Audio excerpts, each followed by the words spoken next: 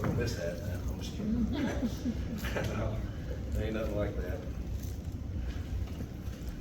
Ooh, good to see everybody as always. I'm scared tonight for some reason. Well, they say you can be scared, just don't be afraid. But anyway, that's deep. We're in chapter 14, and this is kind of a continuance of what's been going on thus far, especially chapter 7. There's a lot of similarities there in chapter 7 to in chapter 14, I thought anyway. But we'll read chapter or verse 1 through 5 and talk about that. It says, "And I looked, and behold, a lamb standing on Mount Zion, and with him 144,000, having his father's name written on their foreheads. And I heard a voice from heaven, like the voice of many waters, and like the voice of loud thunder. And I heard the sound of harpists playing their harps. They sang as it were a new song before the throne, before the four living creatures and the elders, and no one could learn that song except, the 144,000 who were redeemed from the earth. These are the ones who were not defiled with women, for they are virgins. These are the ones who follow the Lamb wherever he goes.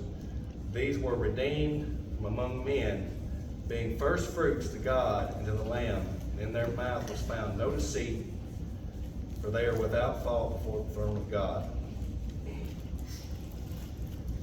And so, in verse 1, it says, "And I looked, and behold, a lamb standing on Mount Zion." I can tell y'all what I have read and studied on it. What do you all think that this is referring to as far as standing on Mount Zion, the lamb standing?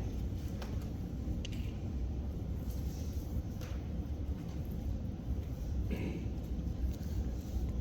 my mind,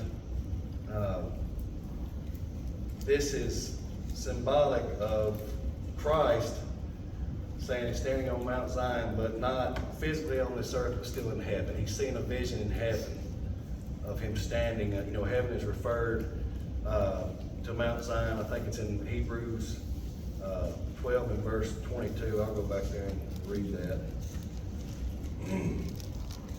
Should have marked that. That about not been there. Close.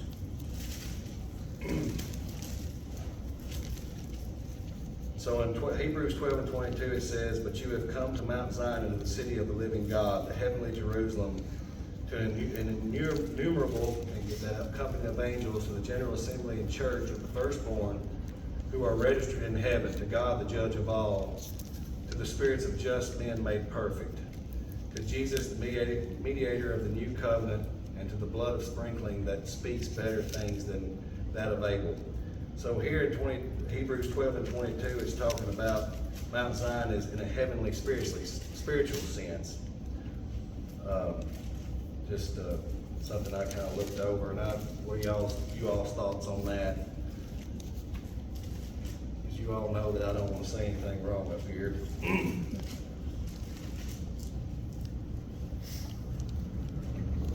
I'll read it where it's in heaven too. Okay.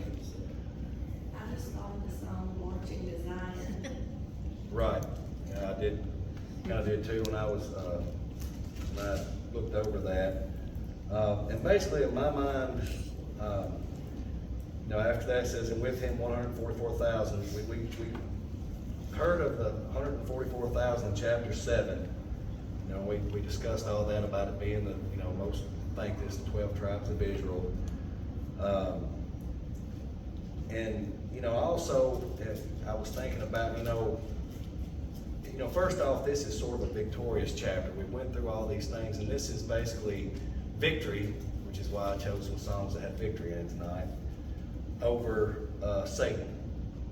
So does it ever say the 144 are the ones from chapter 7? Well, Because I feel like it's referring to them, because in chapter 7, it talks about the 144,000 and goes into listing Right. the 12 tribes. I just wondered, because they're singing a new song. Okay. Maybe these are people that made it through what we just went through in the last two chapters. Yes. The numbers basically says. Right. And that's kind of what we're going to get into tonight. I'm glad this got opened up. Sorry. No. I mean, I want you all Right. to talk, because I don't want to say anything wrong. We're just discussing because this Right. is a very hard, hard study.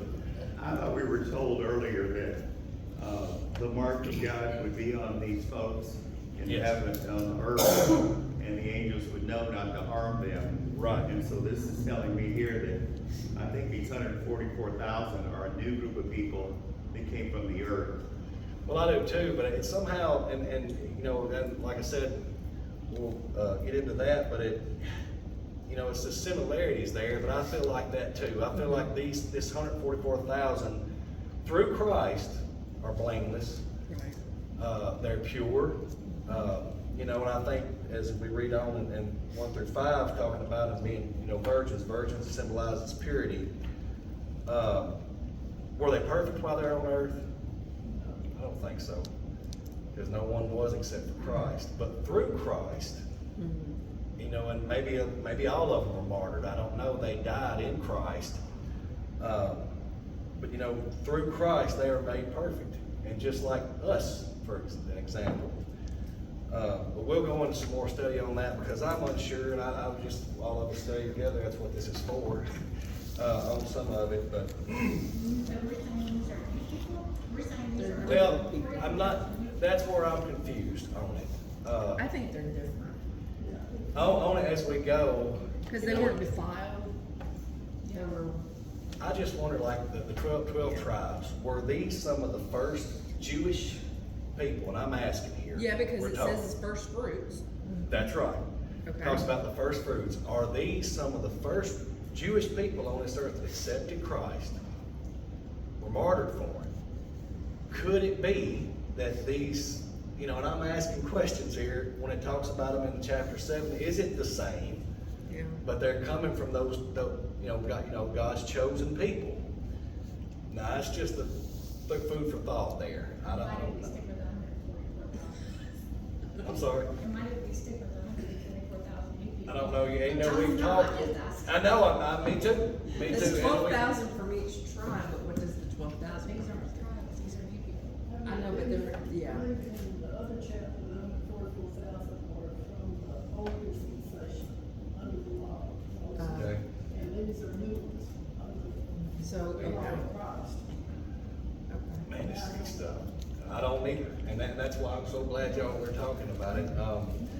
And again, we've talked before in class about, is this number a specific number? We know we have the God's chosen, and then we're considered Gentiles. I don't know if I go back in my family tree if there's some Jewish descent. I don't know.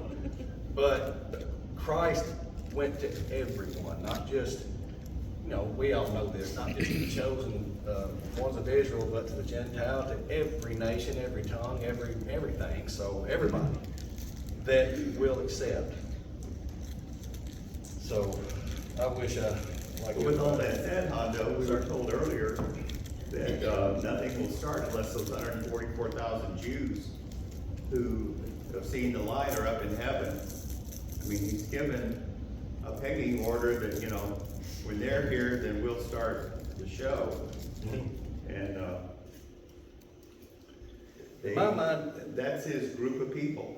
yes, and I'm wondering here, and correct me if I'm wrong, at this point in chapter 14, have this 144,000 there, in my mind, are already in heaven. Now, correct me if I'm wrong on that, because they're singing the new song to the four creatures. So they have already went through this earth, and in my mind, they were also spreading the gospel, spreading the good news to everyone, because God is so merciful that he doesn't want anybody to perish. And I feel like this chapter, in a sense, is him giving this is the last straw. You either serve me or serve Satan. There's no in between. It's either good or evil.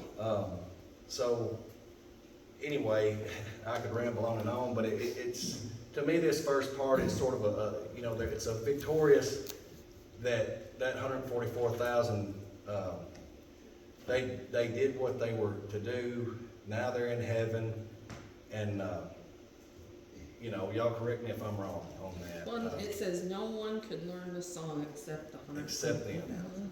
Like, that's interesting. We also just said Mount Zion was in heaven, Mhm. and it Right. says that they were with him.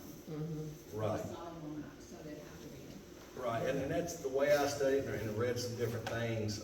It was talking about the Mount Zion being, you know, he's seeing, it's just symbolic of him, not necessarily his foot physically on this earth, but, you know, taking that stand and that victorious stance. There is symbolic in heaven in the spiritual sense. I know it, Do didn't they they? have real hearts? I don't know. They have flesh and blood? We'll talk about that here just a second too, because I found that interesting. Yeah, I know. See, we can ask questions like that, and we have. They don't listen, nobody talks. He would. Ronnie? Said they were without fault. They would, Mhm. they couldn't be, living on the earth without fault. Well, right.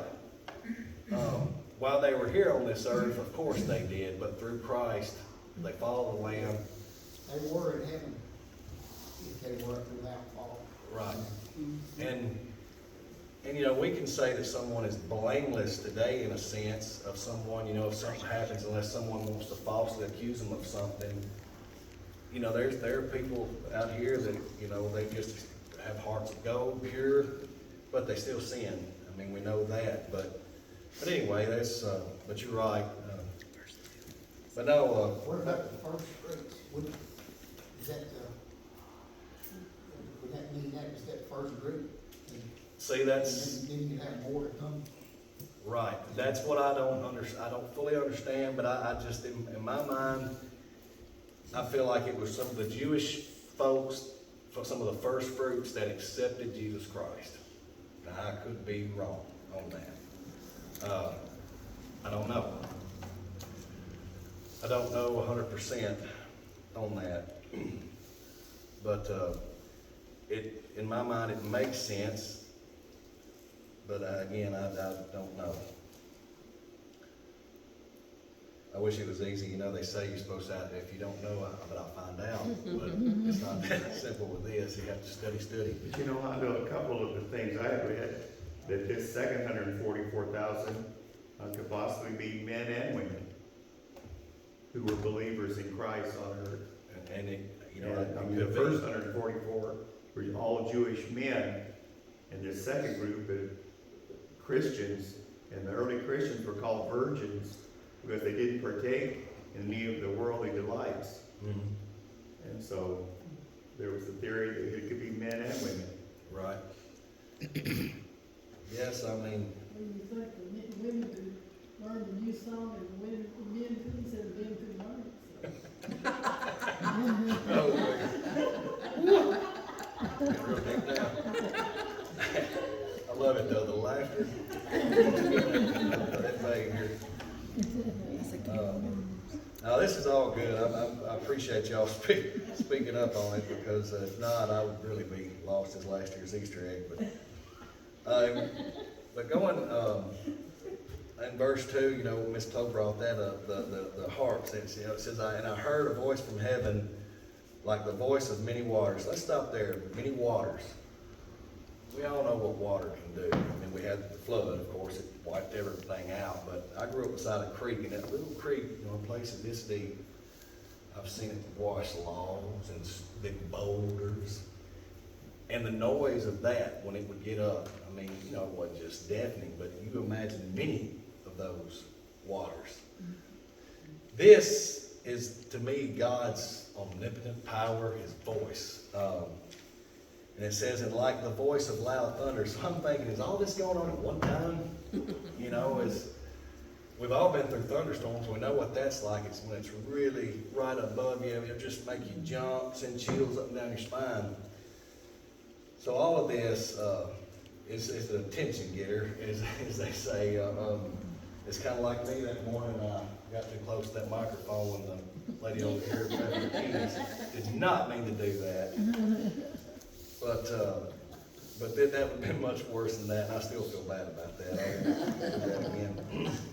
But then after that, you know, as Miss Chloe brought up, and I heard the sound of harpists playing. So you got all this other going on. It's kind of weird how that all fits in, all these thunders.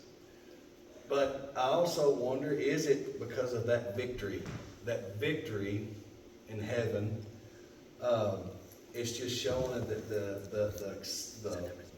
the power, the excitement, that, you know, God is going to overcome evil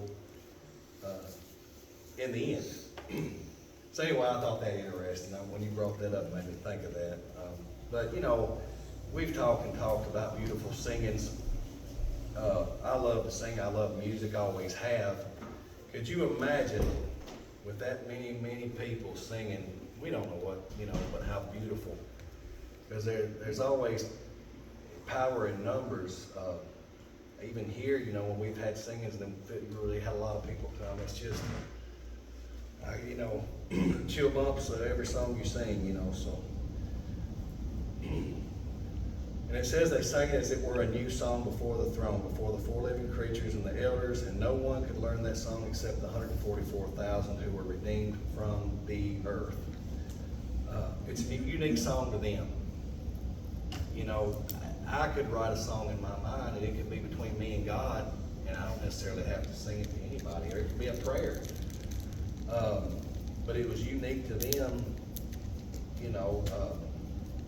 In my mind, that's sort of what I gathered from that. It was their way of worshiping God. We weren't meant to know that song. And we, you know, I feel like we know that it was songs of praise and worship to God.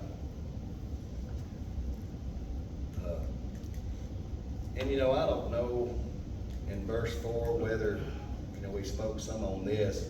Were they actual virgins here on this earth? I don't know. Is that symbolic of them being, you know, they were pure, meaning they weren't blameless?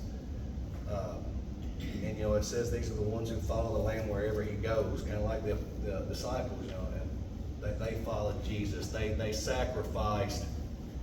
And it could mean that. I mean, you know, people that are more or less married to Christ.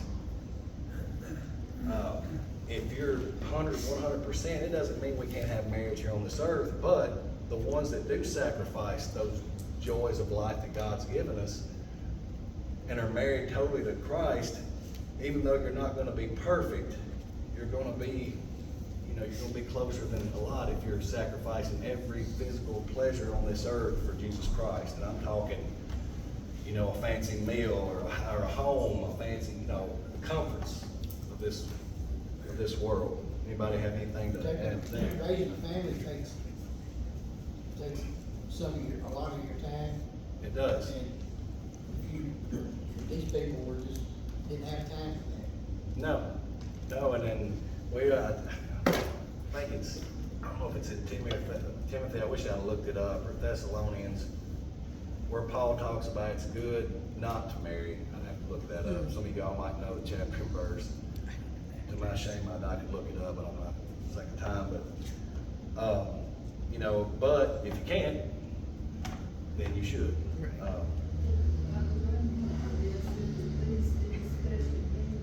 Many unmarried men who was married men and didn't enter into prostitution and all those things that were pure.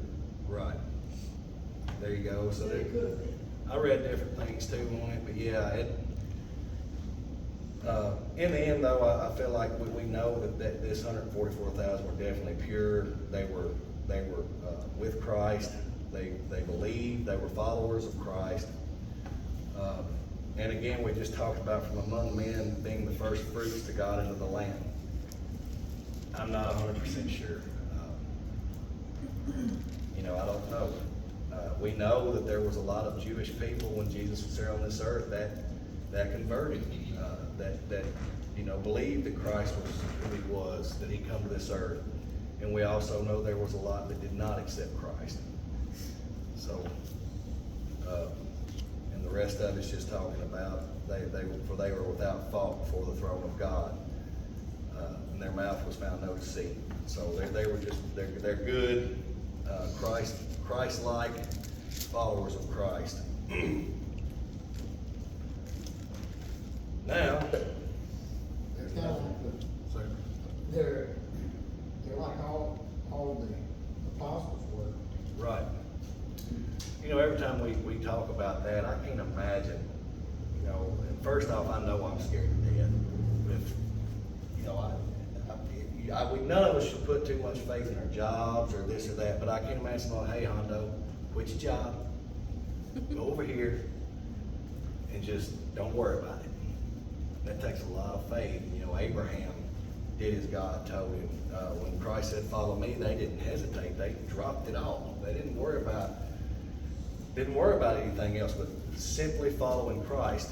And I'm using myself as an example, as a human being, it scares me to death. I mean, I'd worry, and we shouldn't, but I mean, as a human, I'd be like, what's gonna be for supper tonight? Or, you know, where am I gonna lay down tonight and rest my head, you know, but. With the double fishing for a living, I would be glad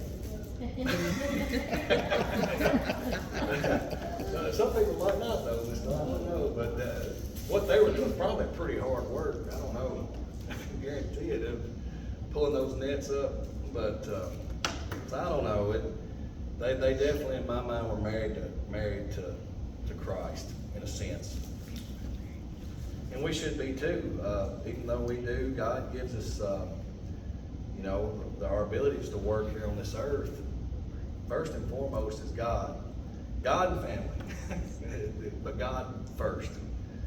But I think we even show that without going to that far, like leaving the country and leaving your home.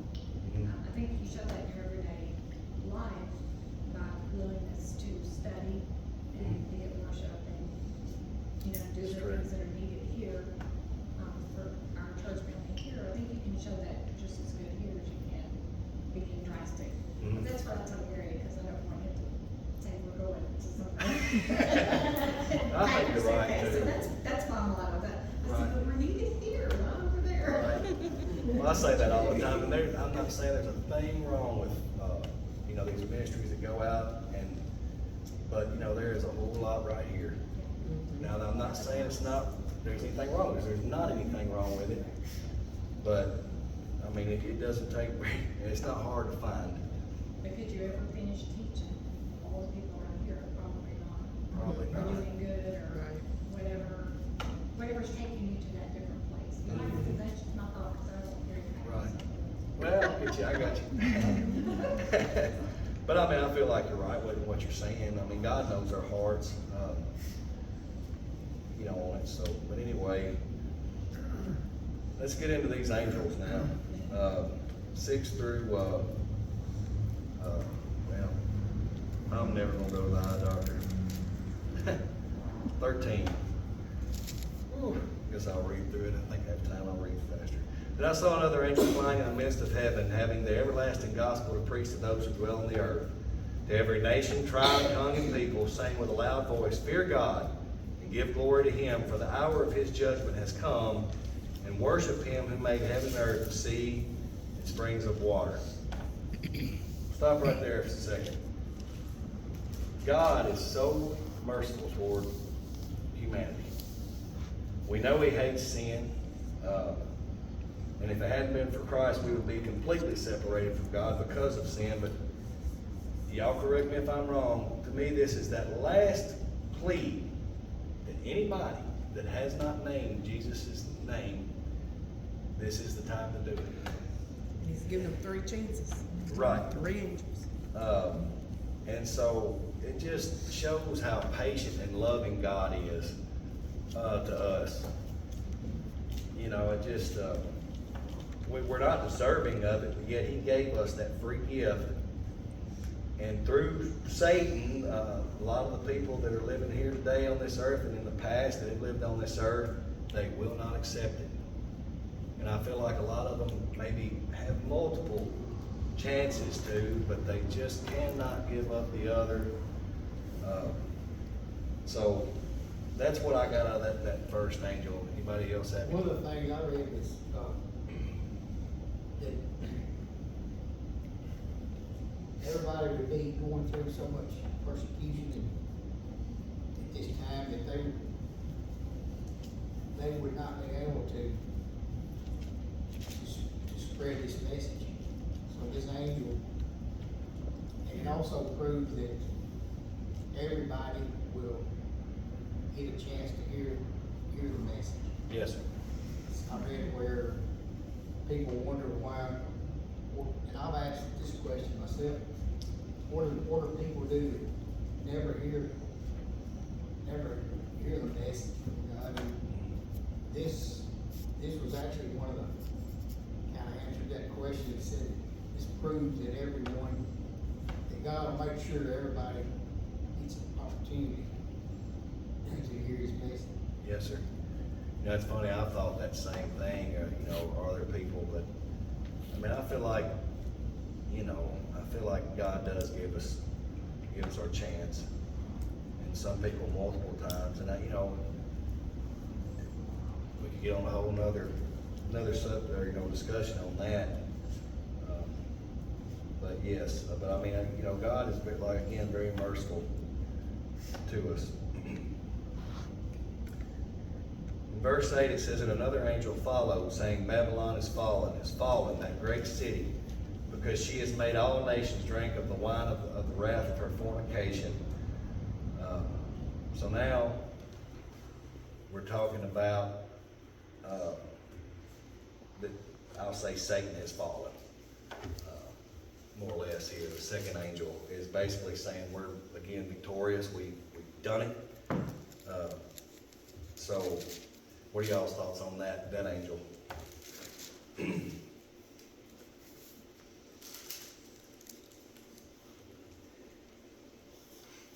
Well, there actually was a city called Babylon, Yes. and it was in Iraq, there between the Tigris and the Euphrates, which is where civilization was supposed to have started. They also said Babylon was Rome, that was the heart of the Antichrist, and Rome had fallen.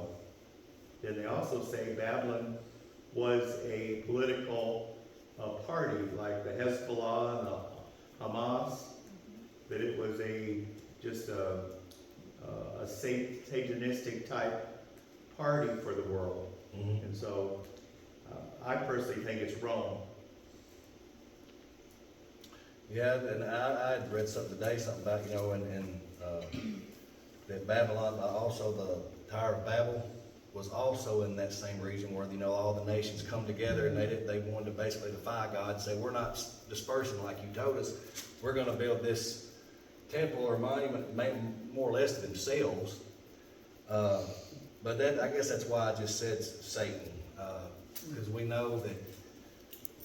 And again, I love history, but there's a whole lot that I need to study more on, and I appreciate you bringing that up, because it's very interesting. But you know, here in you know, in the United States, Satan's having a heyday. We know that, and it's up to us. You know, even though everybody, you know, maybe as a society, people lean more toward not accepting Christ. I don't know. I hope it's not. Numbers aren't too far off, apart from each other, but you know, it's our choice whether we choose good from evil. And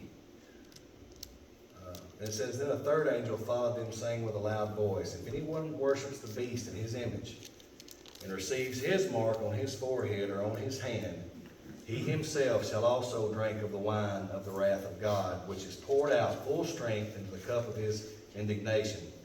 He shall be tormented with fire and brimstone in the presence of the holy angels and in the presence of the Lamb, and the smoke of their torment ascends forever and ever, and they have no rest day or night who worship the beast in his image. And whoever receives the mark of his name, here is the patience of the saints. Here are those who keep the commandments of God and the faith of Jesus. Then I heard a voice from heaven saying to me, write, blessed are the dead who die in the Lord from now on. Yes, says the Spirit, that they may rest from their labors and their works follow them. I also read something about, I think we brought this up. You know, God's sealed his chosen on their forehead. And it's something about, that Satan copied, he's always a copycat, where he's sealing the mark of the beast on the forehead or the hand. So I just thought that was interesting, a read, on that.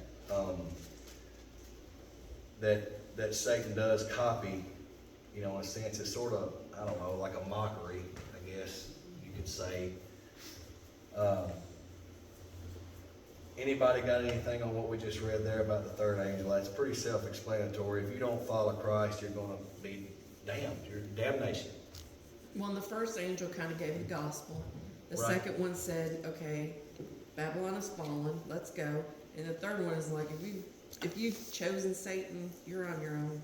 Yes, Things are not going to go well for you. they're not. Not at all. And By their own doing, right. their choice. Because they chose not to heed the warning. Correct. There's another song, oh, heed the warning. Yeah. For your life. I wish I could just sing this, but anyway. I thought it was sort of ironic. The first miracle Jesus did was water to wine. And now here we are at the end of everything, and he uses the wine and the sickle and everything related to the Right. harvest of wine. I mean, there's Right. gotta be, maybe we're just reading too much into it, but that seems a Well, little bit Revelation to too me, close to it. it ties in how it, through our study, it all ties together. I mean, there's so many references you can go back. I don't know, on that, in this, he's talking about the wine press and that he's, they'll be trampled underfoot. Of course, we're fixing to get into that, but yeah, I mean, I don't know. There is a lot of symbolism here. I thought of, again, as actually today, Christ said, you are I am the vine and you are the branches. So the branches can't hardly grow without the vine. So, it's just so many things that you can think about. But even when he goes through there talking about what's going to happen in 12 and 13, it's talking about what's going to happen if you choose right. Blessed are the dead who die in the Lord from now on. They'll rest. I mean, again, are all of us in some ways, and some more than others, maybe not us in general as much, going to be persecuted to some degree. Now, we're not persecuted as bad as they were back in those days, but if the Lord wills this earth last a while longer, it's very possible it's coming. I mean, you see more and more of it. That people literally, there's been people thrown into prison because they wouldn't, that one lady, I can't remember where she was from, because she wouldn't marry the homosexuals. Kentucky, yeah. So, I mean, it doesn't happen often, but it does happen. Or, think about all the times if you mention God to some people, or the people that blaspheme God don't have anything to do with it.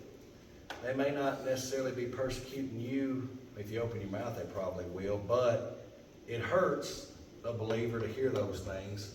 It hurts someone, if you hear, or watching TV, or if you hear somebody, it hurts to hear it. But again, we're not persecuted like they were then, and I pray that we're not, but I hope if we are, we take our stand. I hope we don't cower down and just because we're so scared, that I hope we have the strength to stand up to that, no matter what happens with it. When we were talking about the symbolism of all what we've studied so far, which has been difficult, I think, to understand. Mhm. But I'm amazed that when we start talking about how much of the Old Testament and the New Testament things he's pulled in to that symbolism, and then once we get to like chapter 21, he starts describing all that beauty of heaven and what it's going to be like to live there. And so it's almost like he's pulling from the front of all the information, and then he's going to tell us why, because this is the beautiful part of it. Right. I still think it's very hard to understand that if you listed everything in here, like Carl was saying a while ago, he's just repeating everything we've already studied Right. back in the Bible. Yeah, Just in and a different way. it seemed that way to me as well. Just a lot of the same same things, you're right. How many times have we heard the same thing? And it Oh, a doesn't lot. You know, it's like, how many times has God gotta tell you? Right, but he just kind of, He just has, yeah, because Right. we're human. stapled get in our it. hearts more or less, branded on us, you know. Mm-hmm. But I'm glad we have been studying it. I've read through Revelations probably, I don't know, 3 or 4 times, but I really never broke it down. So I was trying to understand it, but I really didn't. And I'm not saying I do now 100%, but it has made more sense than it ever has from us doing this. I will say that. And, you know, hopefully that will continue to. It's meant to be studied, and, you know, we all need to study it as often as we can. Go ahead and, let's see, 14, it says, "Then I looked, and behold, a white cloud, and on the cloud sat one like the Son of Man, having on his head a golden crown, and in his hand a sharp sickle. And another angel came out of the temple, crying with a loud voice to him who sat on the cloud, 'Thrust in your sickle and reap, for the time has come for you to reap, for the harvest on the earth is ripe.' So he who sat on the cloud thrust in his sickle on the earth, and earth was reaped."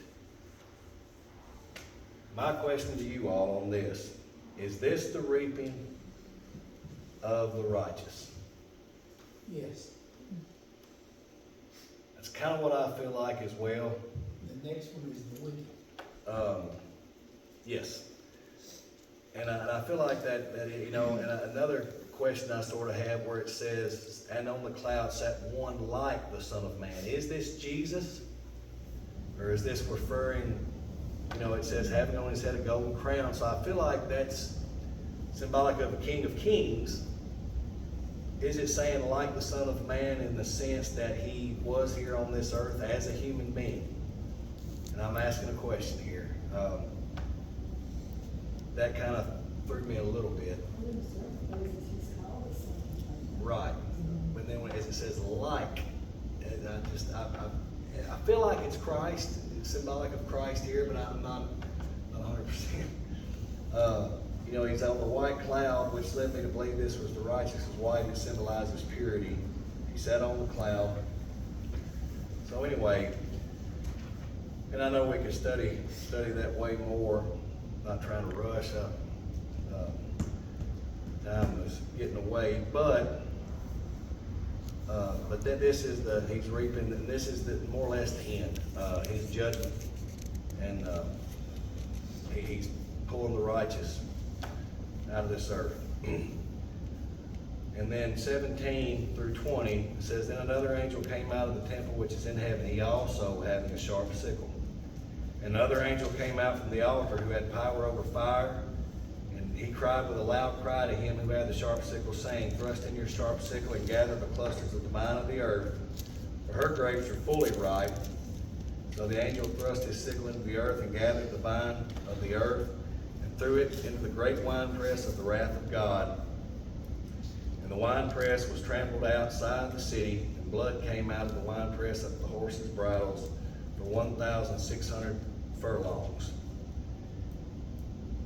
And I meant to look that up, of how, I want to say something, I don't want to tell y'all.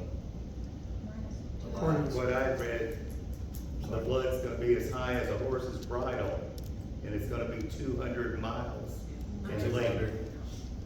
Okay, that's, Yeah, well, that's 1,000 furlongs. that's, yeah, you know, is that literal or not? I don't, you know, but if it is, I mean, you talk about, in a sense, it's letting you know just how many bad pickles there are out here that will be, you know, but, I mean, you know, a 15-hand horse with a bridle's gonna be, depending on where his head's at right here, so you gotta think, that's pretty deep for that many miles. And it's sad, it's so sad, because once that happens, they're not gonna have that chance to come back. It's done. And it's very sad that they'll be eternally separated from God because they were too stubborn for whatever reason, couldn't give up that evil whatever, you know, to join and serve God. Anyway, I'm sorry for all my rambling.